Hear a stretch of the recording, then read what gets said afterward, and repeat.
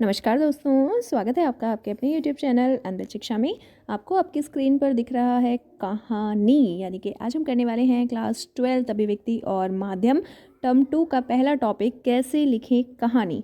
दोस्तों, इस वीडियो में आपको कहानी से संबंधित जितने भी इम्पोर्टेंट क्वेश्चन आपके एग्ज़ाम में आने की संभावना है, वो सभी क्वेश्चन आपको इस वीडियो में मिलेंगे। इससे बाहर कहानी से संबंधित कोई प्रश्न आपसे एग्ज़ाम में नहीं पूछा जाएगा। शॉर्ट आंसर टाइप से लेकर आपके लॉन्ग आंसर टाइप तक जितने भी प्रश्न आपके कैसे लिखें कहानी टॉपिक के अंतर्गत बनते हैं, वो सब आपको इस वीडियो में मिलेंगे। तो चलिए हम शुरू करते हैं।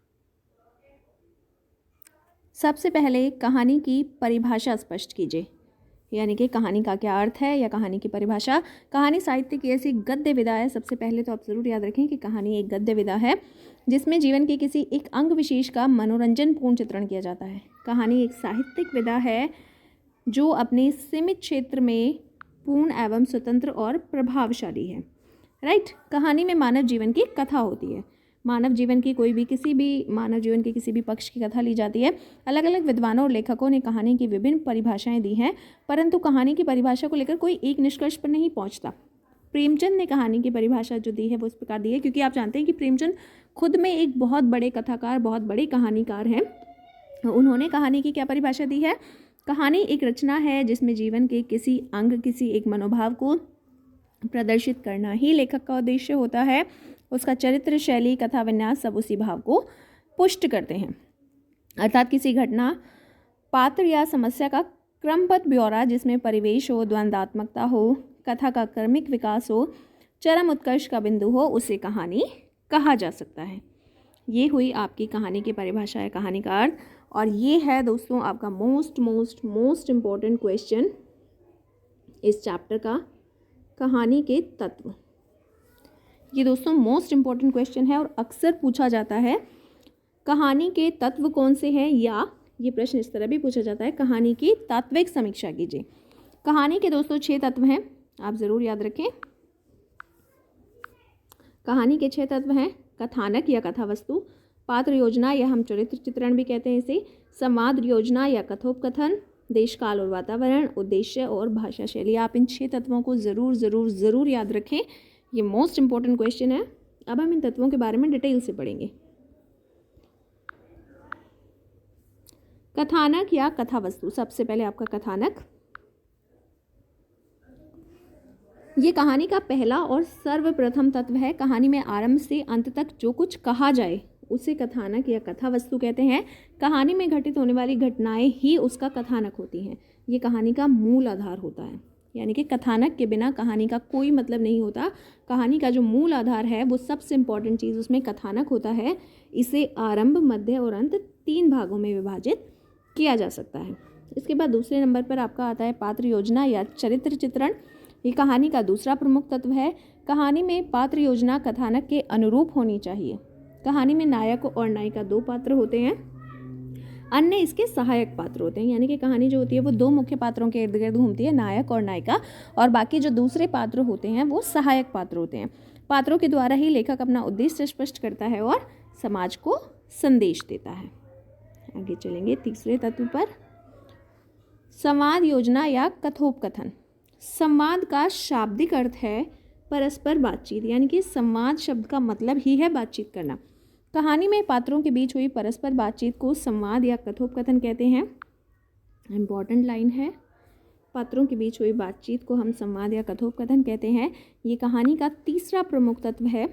संवाद पात्रों के चरित्र का उद्घाटन करते हैं और कहानी का विकास करते हैं। संवाद योजना जो है वो सहज, सरल, स्वाभाविक और पात्र अनुकूल होनी चाहिए। अगले पॉइंट पर चलेंगे। अगला तत्व है कहानी का देशकाल और वातावरण। ये कहानी का चौथा प्रमुख तत्व है। देशकाल और वातावरण से तात्पर्य परिस्थितियों और समय से है। इनके द्वारा कहानी में घटित घटनाओं की परिस्थितियों या वातावरण का बोध होता है। कहानी में देशकाल, वातावरण कथानक के अनुरूप होना चाहिए और घटनाओं में समन्वय होना चाहिए। नेक्स्ट, अगला पॉइंट है आपका उद्देश्य। कहानी का 5वां प्रमुख तत्व है। हर कहानी में उद्देश्य ज़रूर होना चाहिए। बात कहानी की हो या जीवन की, उद्देश्य तो होना ही चाहिए। साहित्य में कोई भी रचना निरुद्देश्य नहीं होती, यानी कि ऐसी कोई रचना नहीं होती जिसका कोई उद्देश्य ना हो। प्रत्येक रचना का अपना कोई ना कोई उद्देश्य होता है।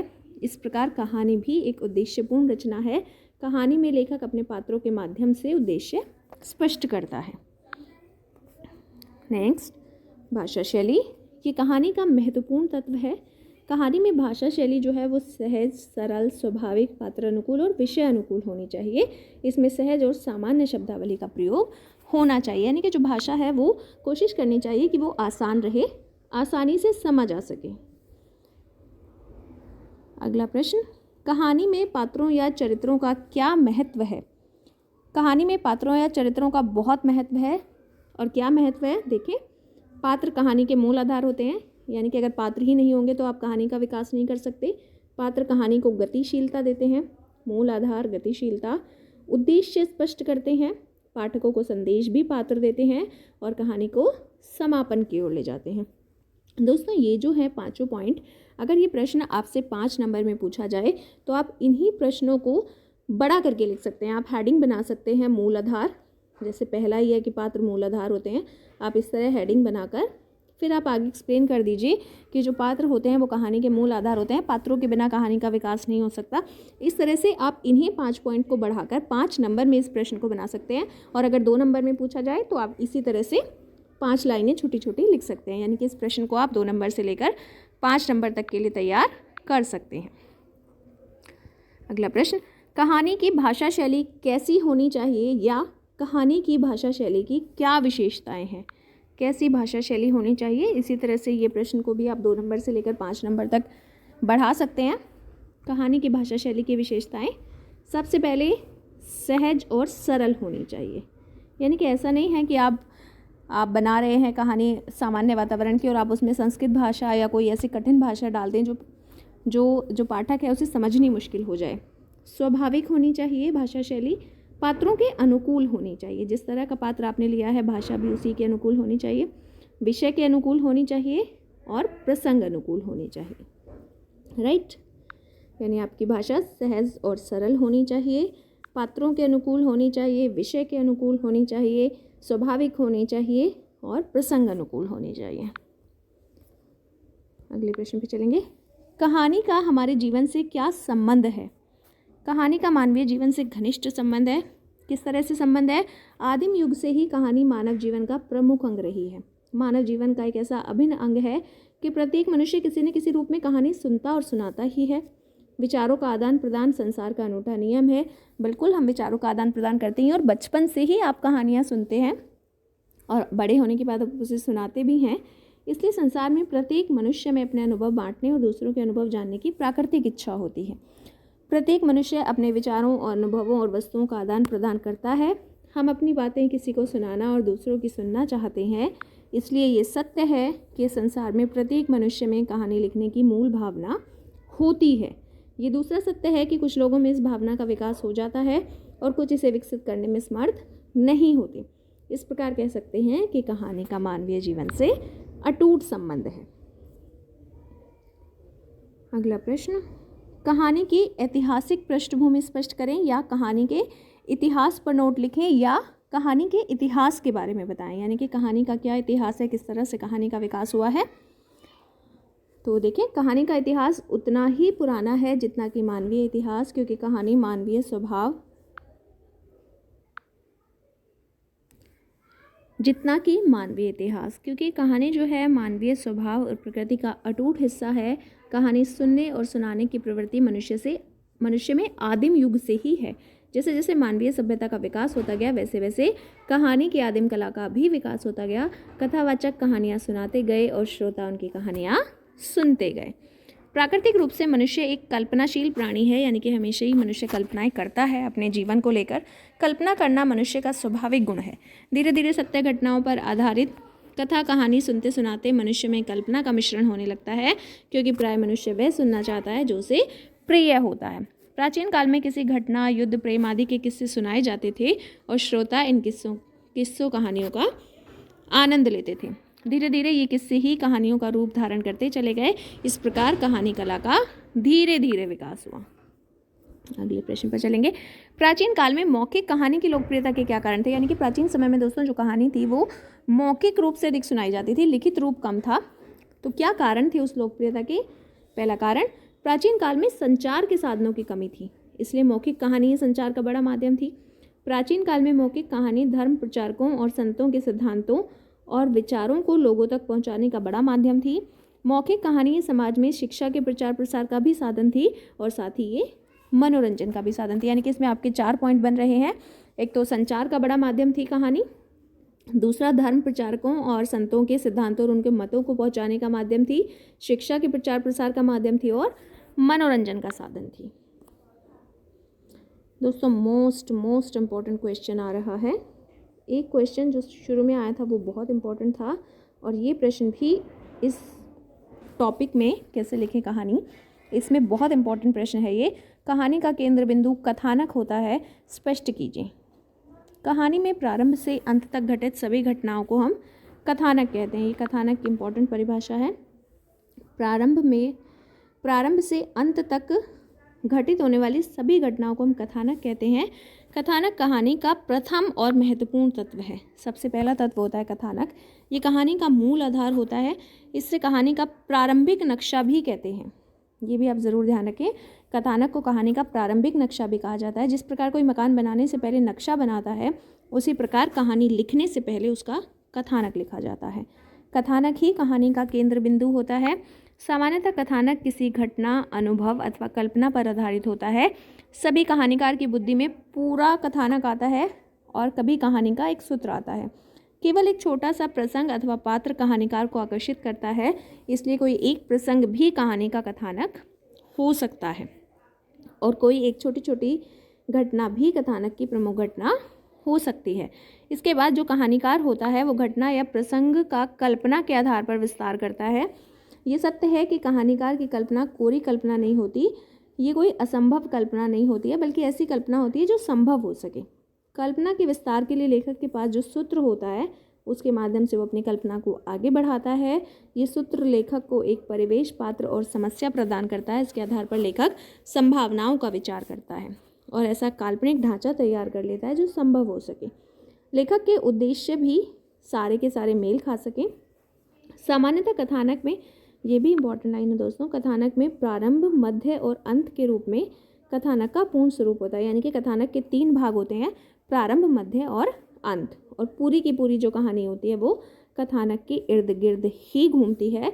इसलिए हम कह सकते हैं कि कथानक कहानी का केंद्र बिंदु होता है। पूरी कहानी कथानक के आसपास ही बुनी जाती है, कथानक के आधार पर ही बुनी जाती है। इसलिए जो कथानक होता है वो कहानी का केंद्र बिंदु होता है। देशकाल और वातावरण कहानी लेखन में किस प्रकार आवश्यक है? देशकाल और वातावरण जो है वो कहानी का महत्वपूर्ण तत्व होता है। इसका कथानक से सीधा संबंध होता है। कथानक से कैसे संबंध होता है? जब कहानीकार कहानी के कथानक का स्वरूप बना लेता है तब वह कथानक को देशकाल और वातावरण के साथ जोड़ता है। देशकाल और वातावरण कहानी को प्रामाणिक और रोचक बनाते हैं। कहानी लेखन में प्रत्येक घटना और पात्र के समस्या का अपना देशकाल और वातावरण होता है। यदि कथानक की घटनाएं देशकाल और वातावरण से मेल नहीं खाती तो वह कहानी असफल हो जाती है। यानी कि जितनी भी घटनाएं हैं कहानी के अंतर्गत, जितनी भी घटनाएं एक कहानीकार बुनता है, जैसा भी वो कथानक तैयार करता है, वो कथानक देशकाल और वातावरण से ज़रूर मेल खाना चाहिए। या यूँ कहें कि हम कहानी का देशकाल और वातावरण कथानक के अनुसार ही लेना चाहिए कहानीकार को, नहीं तो कहानी जो है वो सफल नहीं हो पाती। कहानीकार जिस परिवेश से कहानी को कथानक से जोड़ना चाहता है उसे परिवेश की पूरी जानकारी होनी चाहिए। इसलिए कह सकते हैं कि देशकाल और वातावरण का कहानी के लेखन में महत्वपूर्ण योगदान है। राइट। संवाद कहानी में दोस्तों ये भी एक इम्पॉर्टेंट क्वेश्चन है, मैं ज़रूर कहना चाहूँगी, आई मस्ट से कि आप ये भी ज़रूर याद करें और ज़रूर ही याद करें, काफ़ी इम्पॉर्टेंट क्वेश्चन है। संवाद कहानी में कई महत्वपूर्ण भूमिका निभाता है। महत्व के हिसाब से क्रमवार संवाद की भूमिका का उल्लेख करें। संवाद का क्या महत्व है ये आपको बताना है। कहानी में संवादों का महत्वपूर्ण स्थान होता है। संवाद कहानी को गति प्रदान करता है। राइट। कहानी में चित्रित पात्रों का चरित्र चित्रण संवादों के माध्यम से ही होता है। जो घटना अथवा प्रतिक्रिया कहानीकार द्वारा होती हुई नहीं दिखा सकता उसे संवादों के द्वारा प्रस्तुत किया जाता है। यानी कि कहानीकार जो सामने नहीं दिखा सकता वो उसे संवादों के माध्यम से ही प्रस्तुत करता है। समाधि से पात्रों के बौद्धिक, आर्थिक, सामाजिक, धार्मिक स्तरों का ज्ञान भी हो जाता है। दोस्तों कुछ कुछ इसमें प्रिंटिंग मिस्टेक भी है, ये समाधि शब्द नहीं है, ये संवाद शब्द है। संवाद से ही आप पात्रों के बौद्धिक, आर्थिक, सामाजिक, धार्मिक स्तरों का ज्ञान कर सकते हैं। उदाहरण के लिए अगर हम ईदगाह कहानी का उदाहरण लें तो ईदगाह कहानी जो है वो मुस्लिम परिवेश को व्यक्त करती है, इसलिए इसके संवादों में उर्दू के शब्दों की दिखता है, क्योंकि जो परिवेश है हमने उसमें हामिद की जो कहानी है ईदगाह, उसमें हमने मुस्लिम परिवेश लिया है कि ईद का माहौल है, ईद का मौका है, तो उसमें क्योंकि हमने परिवेश वैसा लिया है तो शब्द भी उसी तरह के हैं, उर्दू शब्दों के दिखता है। अधिकतर संवाद बच्चों के हैं, इसलिए बच्चों की कल्पना को भी पूरी तरीके से उभारा गया है, जैसे जिन्नात को मिलने वाले रुपए के बारे में मोहसिन और हामिद का वार्तालाप। देखें क्या वार्तालाप था ये। मोहसिन ने कहा, जिन्नात को रुपयों की कमी है क्या, जिस खजाने में चाहे चला जाए। हामिद ने फिर पूछा, जिन्नात बहुत बड़े बड़े होते हैं। मोहसिन, एक एक का सिर आसमान के बराबर होता है। ये वार्तालाप बच्चों के भोलेपन, कौतूहल आदि चारित्रिक गुणों का भी हमें इससे पता चलता है। तो दोस्तों जो संवाद है वो कहानी के पात्रों के हिसाब से और देशकाल वातावरण के हिसाब से तैयार किए जाते हैं। संवाद पात्रों के स्तर के अनुरूप सरल, सहज, स्वाभाविक, संक्षिप्त यानी छोटे और अवसर अनुकूल होने चाहिए। जैसे मेले का अवसर है तो आप संवाद भी वैसे ही लें। बच्चा अगर मेले में घूम रहा है तो किस तरह से वो बोलेगा। अवसर अनुकूल होने चाहिए, सरल होने चाहिए, सहज होने चाहिए, स्वाभाविक और संक्षिप्त यानी छोटे छोटे होने चाहिए, बहुत लंबे लंबे डायलॉग नहीं होने चाहिए। अनावश्यक रूप से लंबे संवाद कथानक में गतिरोध उत्पन्न करते हैं। अगर आप ज़बरदस्ती लंबे लंबे संवाद लेंगे तो वो आपके कथानक को ख़राब कर सकते हैं। राइट दोस्तों, ये है आपका अपना चैनल अन्वित शिक्षा। लाइक करें, शेयर करें और सब्सक्राइब तो ज़रूर करें। और अगर आपको वीडियो अपने लिए हेल्पफुल लगा है तो अपने इसे अपने दोस्तों के साथ, साथियों के साथ, क्लासमेट्स के साथ ज़रूर शेयर करें। और ना सिर्फ इस तरह के हिंदी के नोट्स के लिए बल्कि आपके दूसरे सब्जेक्ट के नोट्स के लिए भी, आपके नोट्स के लिए, सीबीएसई से आने वाली अपडेट्स के लिए, मॉडल टेस्ट पेपर के लिए, आपके क्वेश्चन पेपर्स के लिए, उनकी आंसर कीज़ के लिए आप अन्वित शिक्षा को ज़रूर सब्सक्राइब करें। Thank you.